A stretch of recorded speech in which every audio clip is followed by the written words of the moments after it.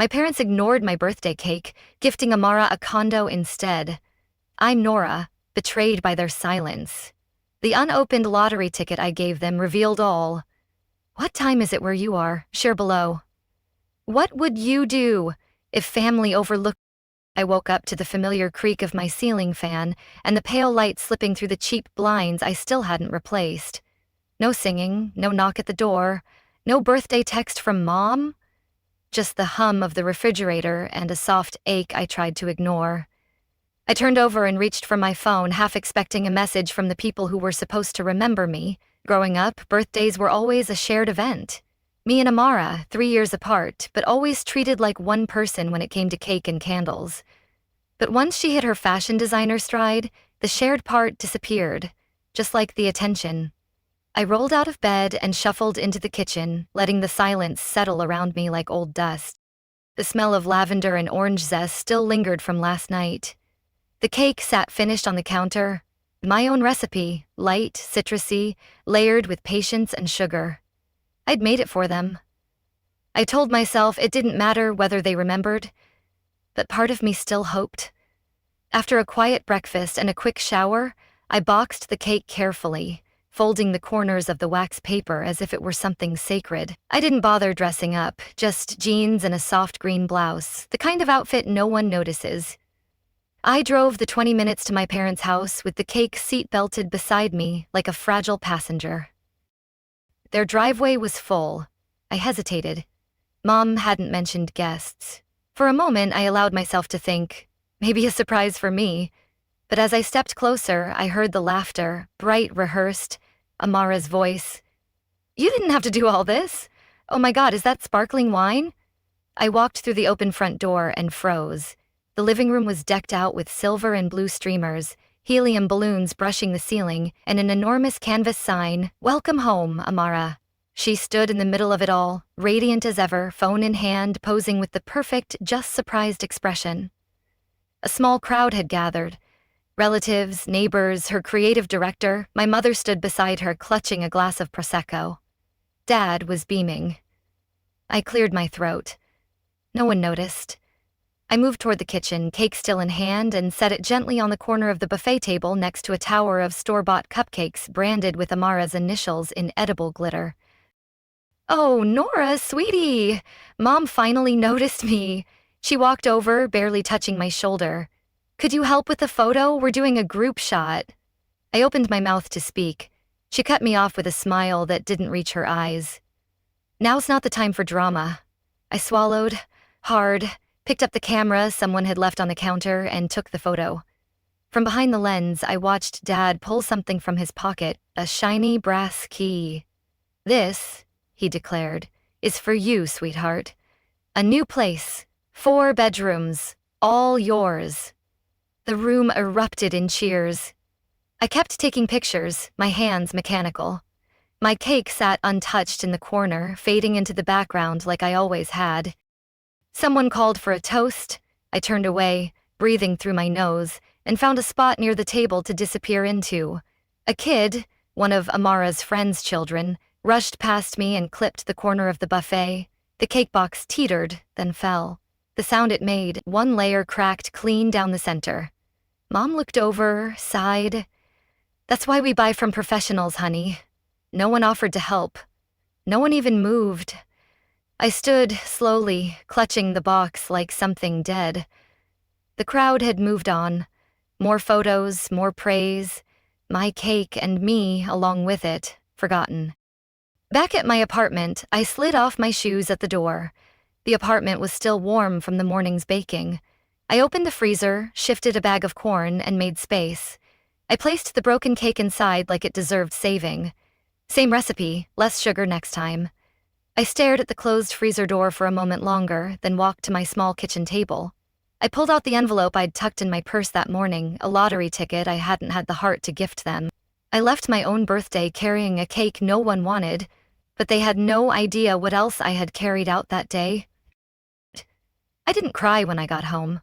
I didn't scream or throw anything, or pace around my small apartment above the coffee shop like I used to in my 30s when everything felt like the end of the world.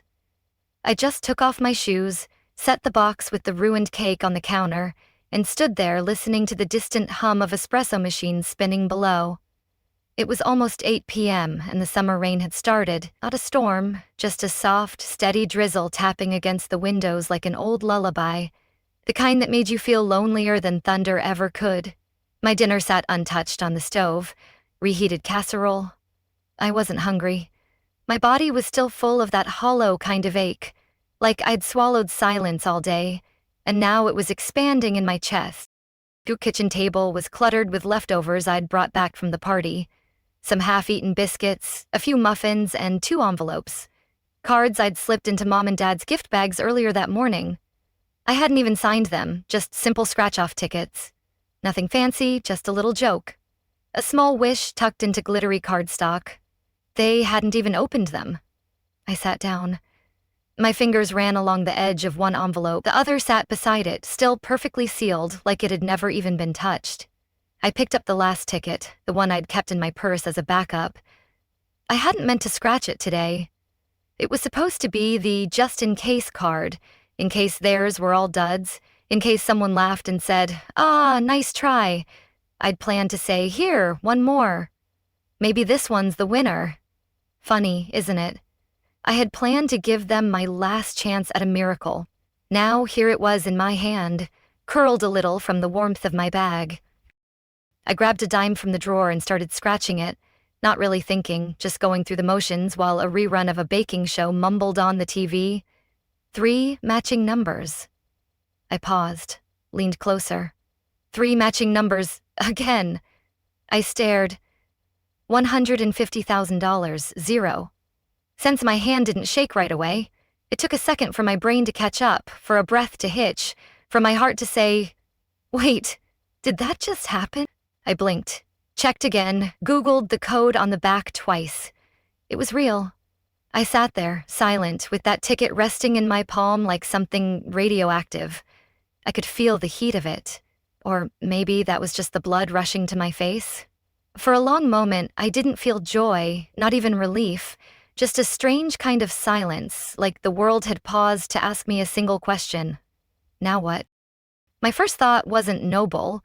It wasn't, "Oh, I should still give it to them."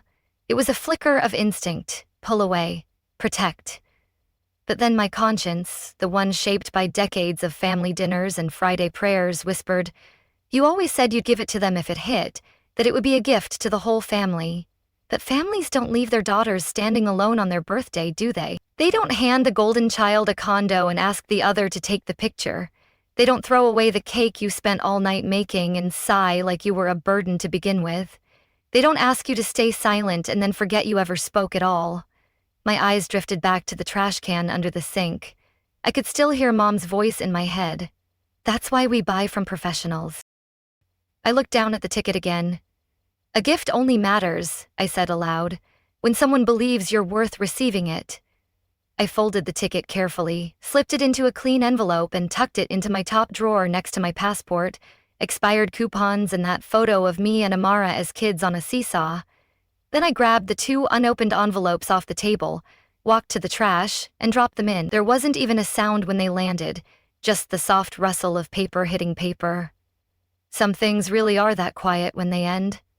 I grabbed a sticky note from the fridge and wrote, "If no one remembers your birthday, maybe it's time to start living like it's a new year." I stuck it on the cabinet above the sink and stared at it. Not exactly profound, but it was the most honest thing I'd said out loud in months. After cleaning up the table, I made tea I didn't really want, opened my laptop, and typed into the search bar, "affordable apartments outside Raleigh." The listings loaded slowly, my Wi-Fi still acting up. Then I opened another tab, "artisan baking programs for adults." "Maybe Chapel Hill," I muttered, "or Greensboro, somewhere with air that doesn't smell like coffee grounds and regret." I paused, thought about telling them, but I didn't reach for my phone. I didn't open the family group chat that Amara dominated with her designs and her filtered photos and her quotes about living intentionally. I didn't draft a text to Mom. Mom, because the truth was, they wouldn't notice if I left, and maybe that's why I had. That night, I made 2 decisions. I would keep the ticket, and I would leave without telling anyone. I didn't sleep much after that night. Some people stay up planning revenge. I stayed up researching apartment leases and baking certifications. Within 12 days, I'd packed what little I owned, gave notice at the cafe in Chapel Hill, one room, slanted ceilings, and a kitchen barely big enough to turn around in. But it had one thing my childhood home didn't. Silence that didn't hurt. The only noise was the occasional upstairs neighbor dragging furniture at impossible hours, or the early morning buses down the hill. I didn't mind either. They reminded me I was someplace new, someplace mine. 3 weeks had passed since the birthday that wasn't. I hadn't replied to Mom's single text, "Heard you left town. Hope you're not being dramatic again." Dad didn't text at all, but I saw his missed call and ignored the voicemail. I could imagine what it said. Something like, "You should have stayed. Your sister was really counting on you to help organize the thank you notes."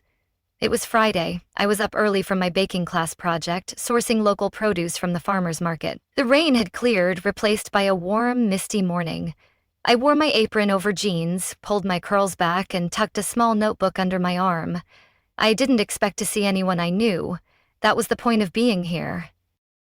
I was scanning a stand of heirloom tomatoes when I heard a familiar voice behind me. "Well, if it isn't Helen's little baker." I turned slowly. Aunt Clara. She looked the same, flowy scarf, sunglasses on her head, silver gray hair twisted up into a lazy bun. She held a basket filled with herbs and blueberries. "Nora?" She blinked, surprised. "What are you doing here?" I fumbled for a smile. "I didn't know you'd moved to Chapel Hill. I just needed a change of pace." I didn't know how much she knew, best to keep it vague. She stepped closer. "You working around here?" "I'm in a baking program, long overdue." "That's wonderful." She smiled softly. "Your grandmother would have loved that." We ended up sitting at one of the shaded picnic tables near the coffee cart. I bought her a black tea, myself a chamomile. It was too warm for hot drinks, but I wasn't thinking straight. She looked at me for a long moment. "Your mom didn't mention you moved, though. I suppose things have been a bit tense." That was one way to describe it. I shrugged. They'd got their hands full with Amara's fashion line expansion, or whatever she's calling it now. Clara sipped her tea. "I figured you might have been upset about the inheritance." I blinked. "I'm sorry. What inheritance?" She paused. "From your grandmother, Margaret." My body went still. "I was told you didn't want anything, that you'd said no. Wanted Amara to handle things." I couldn't breathe. "Who told you that?" She looked surprised by my reaction. "Your mother. She said you felt it was better if Amara carried the family legacy." I set my cup down. "I never said that." A long silence settled between us. Then she sighed. She got the condo, the art collection, the little trust fund Margaret had set aside. I assumed... Well, I stood up. "I need to go," I said. "Nora." But I was already walking away. Back in my apartment, I didn't sit down. I opened the folder I hadn't touched in years, old family docs. There it was, a scanned PDF of my grandmother's will, dated 5 years ago. I read the line 3 times. "The estate shall be divided equally between my granddaughters, Amara and Nora." Not a footnote, not a maybe, clear as day. I dropped into my chair, my hands trembling against the edge of the desk. Then I remembered something. Grandma's old friend, Henry Cole. He was a lawyer, a quiet man with kind eyes and a habit of quoting poetry even when no one else. I'd sent him a holiday card 3 years ago. His number was still in my contacts. I called. He answered after the second ring. "Cole residence." "Mr. Cole, it's Nora. Nora Hayes." "Nora?" He sounded warm but slightly confused. "Well, it's been a while. Do you have a minute? It's about my grandmother's estate." A pause. "Of course." I told him what Clara said, about the inheritance, about Amara. There was another pause, longer this time. "I remember Amara and your mother came in about a month before Margaret passed. They said you'd agreed to transfer your portion, so we finalized the updated paperwork. I never signed anything," I said, my voice thin. He was quiet again. "I assumed you had. I never saw the original copy after that day, just the version they brought in. I retired shortly after." My stomach turned. "Nora," he began, cautious. "Do you still have your original?" "I do. I'd suggest you get someone to look at both." I ended the call, staring at my phone for a long time. They didn't just forget my birthday. They erased me from a legacy I was part of. After that phone call with Mr. Cole, something in me stopped trying to rationalize. I didn't cry. I didn't scream. I just stared at the ceiling of my studio apartment, listening to the hum of the fridge and the gentle patter of late summer rain on the window. The quiet felt different now, heavier, like it was trying to tell me something I hadn't dared admit. This wasn't an accident. This was a pattern. 6 weeks had passed since my birthday, and I was still peeling back layers of what I hadn't seen before. The baking classes kept my hands busy, and my evenings at the patisserie gave me just enough structure not to fall apart. But even flour and fire couldn't rewritten right out of my own history.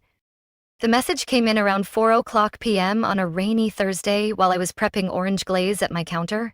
My phone buzzed with a text from Mom's number. I wiped my fingers on a towel before picking it up. "Don't worry about Nora. She'll get over it like always. Focus on the press release for your collection launch." I stared at the screen for a long time. No punctuation, no hesitation, just a clean, casual sentence meant for Amara, sent to me like always. That was the part that caught in my chest. Not "she'll get over it." I'd been hearing that all my life, but the way she said it, like it was a trait of mine, like forgiveness was a flaw she counted on. I didn't respond. I just slid the phone face down on the counter and continued stirring the glaze, though I couldn't taste anything through the knot that formed at the back of my throat. Later that day at school, the burn happened. I'd never scorched a sauce in my life. It was a bechamel, simple enough, butter, flour, milk.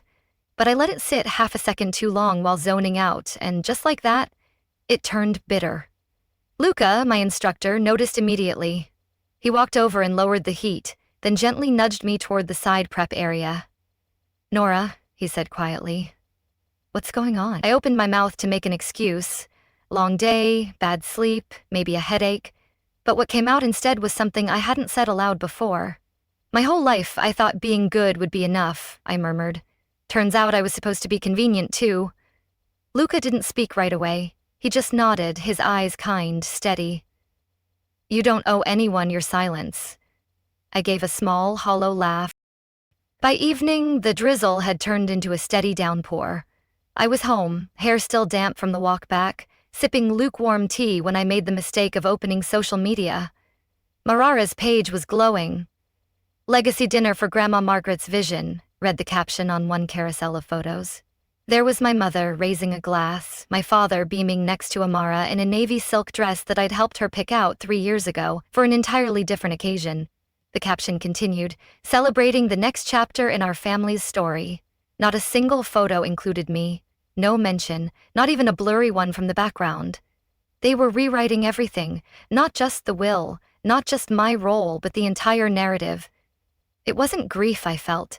This time it wasn't even anger. It was something colder, something bone deep. The realization that they didn't just forget me. They preferred it that way. Around 9 p.m., my phone rang. Aunt Clara. I hesitated, then picked up. "Hi," I said. There was a pause.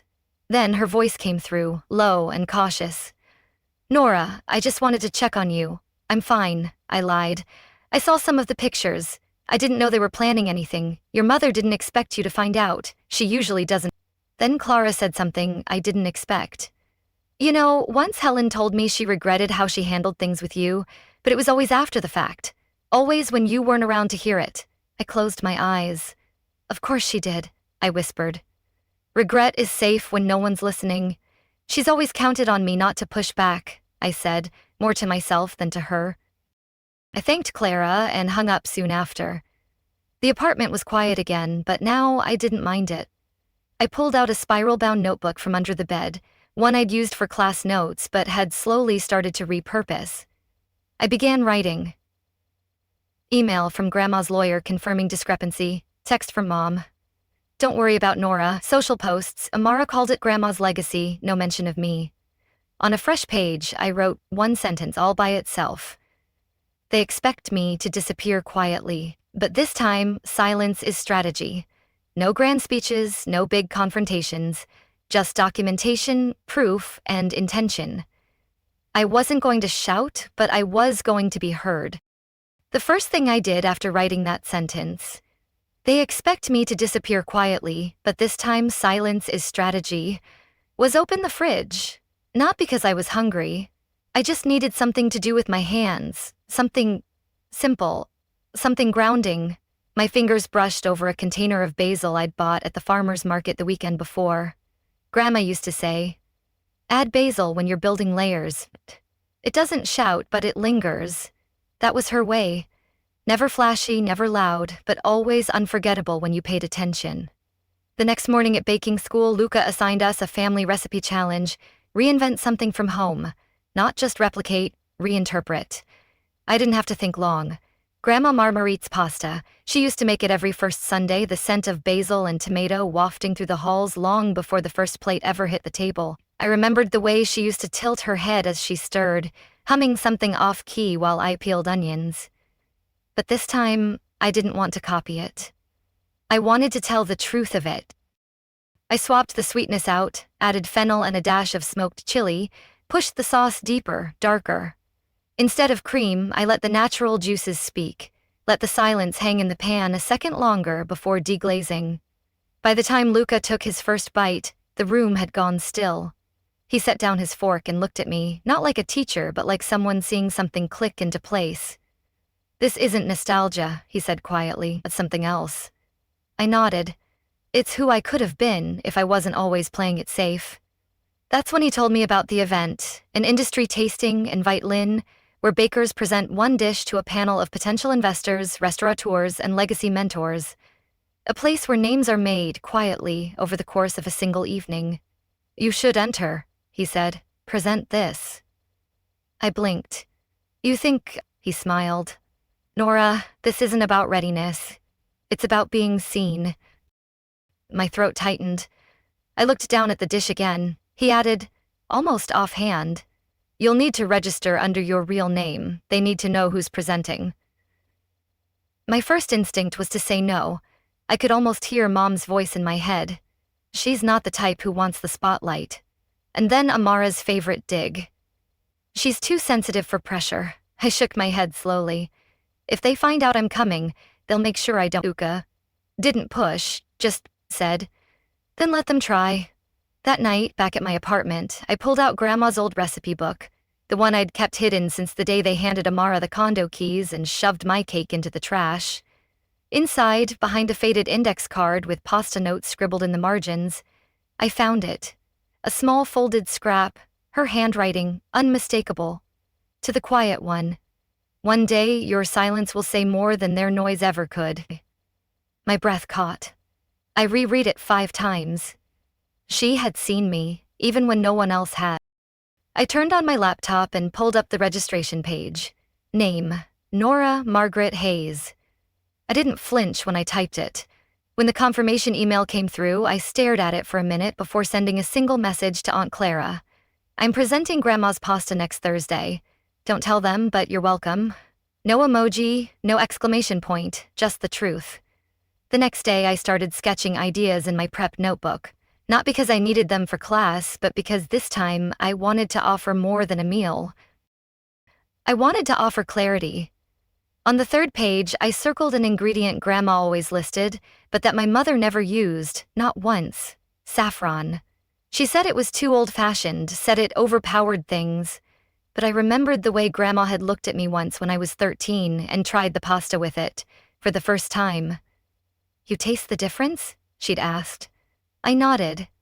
"That's what makes it bold," she'd said. "That's what makes it yours." I whispered aloud now. This time, they'll taste what they never dared to serve. I wasn't doing it for them, but I wasn't hiding from them either, and I didn't care who else found out. I should have known something was wrong the minute I stepped into the kitchen that morning. Luca was already on edge, his jaw tight, sleeves rolled halfway as if bracing for impact. He didn't greet me like usual, no nod, no quick morning. The man in the white coat was polite but firm. "We received an anonymous tip about improper labeling and potential cross-contamination from this section." He gestured to my prep area with the flat of his pen. I blinked. What? That? No. Everything was double-checked yesterday. I went over it all before I left. The inspector didn't look convinced. He motioned to one of the assistants who started pulling ingredients off the shelf. The sauce base I'd made from scratch 3 nights ago, gone. My spice mixes, bagged and tagged.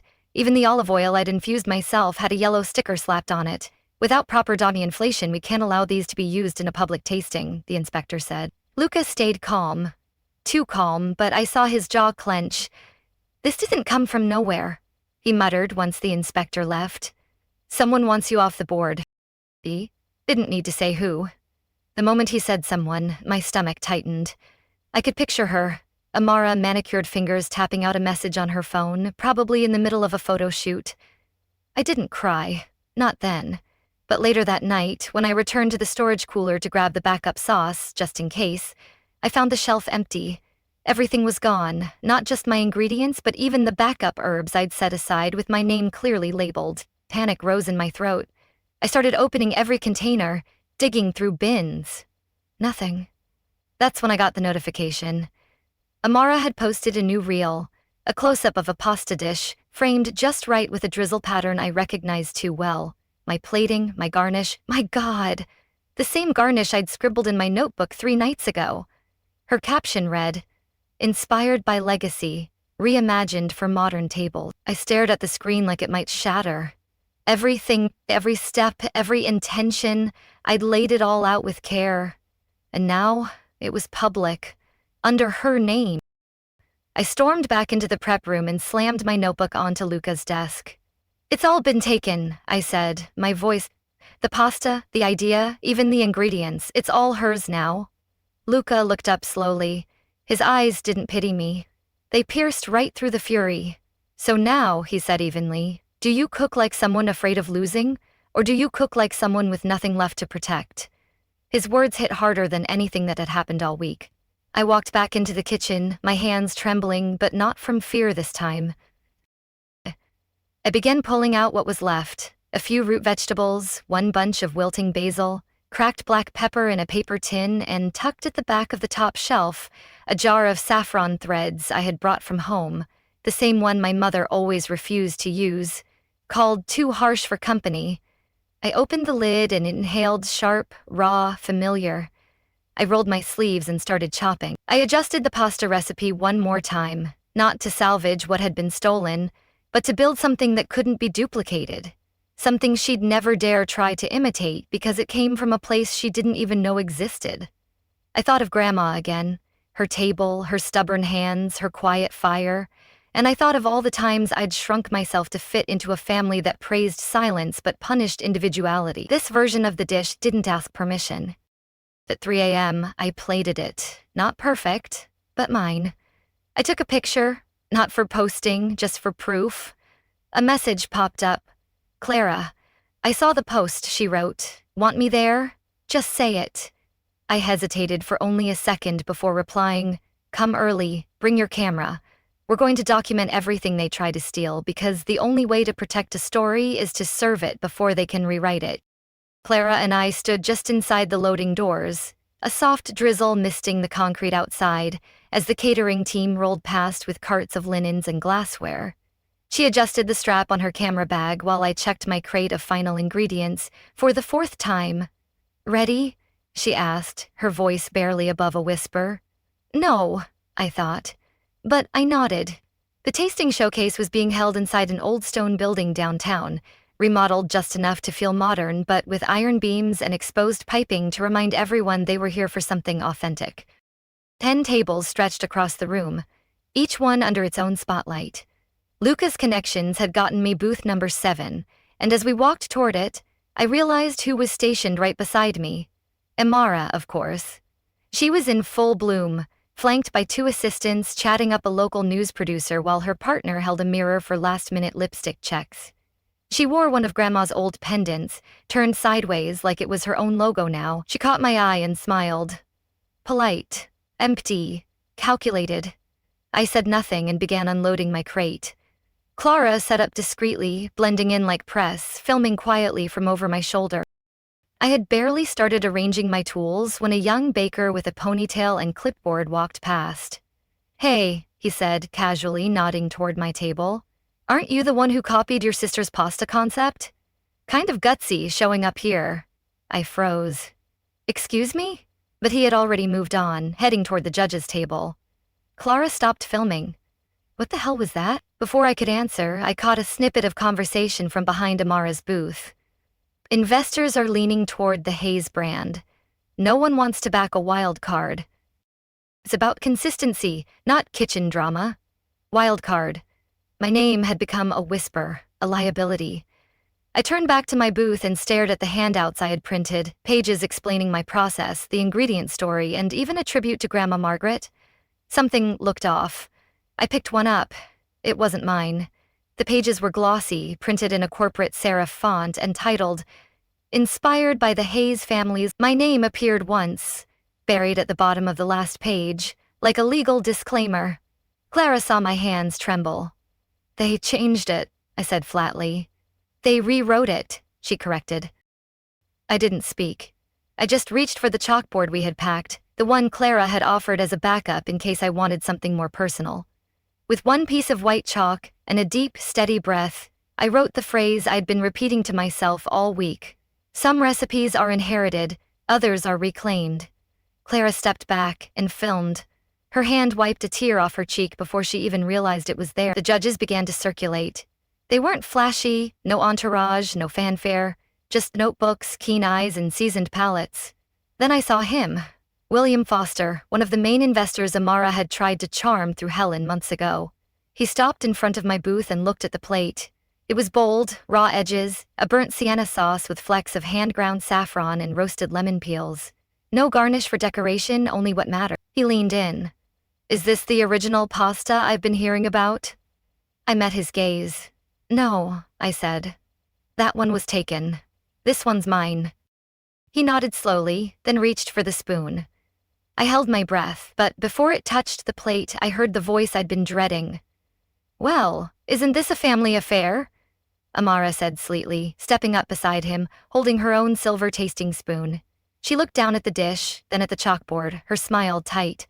"Grandma would have loved the drama," she added.